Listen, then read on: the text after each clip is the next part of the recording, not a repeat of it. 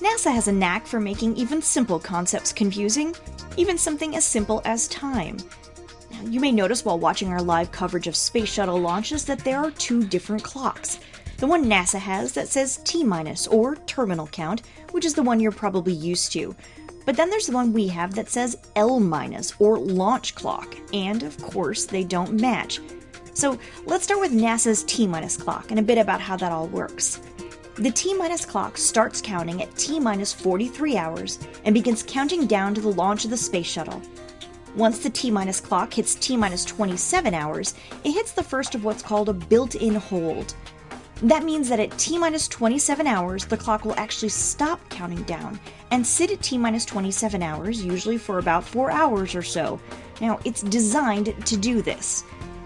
When launching a space shuttle, or any space vehicle for that matter, it may be necessary to fix some issues on the fly or delay a bit due to external factors like weather. The built-in holds allow for these kinds of situations, a window where they can fudge the launch time a bit, but still take off when the clock hits T-0.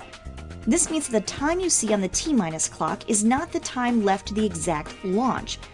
In fact, when the clock first starts counting down from T- 43 hours, there's really about 80 hours left until the shuttle will actually lift off. And that's where the L- clock comes in. The L- clock is there to give you a good idea when the shuttle will actually take off. Until we hit T- 9 minutes and counting, we don't know for sure when the exact time will be, but we can guess within about 10 minutes, and we're usually only off by a couple of seconds. So when you hear NASA say T- 20 minutes and holding, but you see on the screen L- 1 hour, that means the shuttle will actually lift off in about an hour.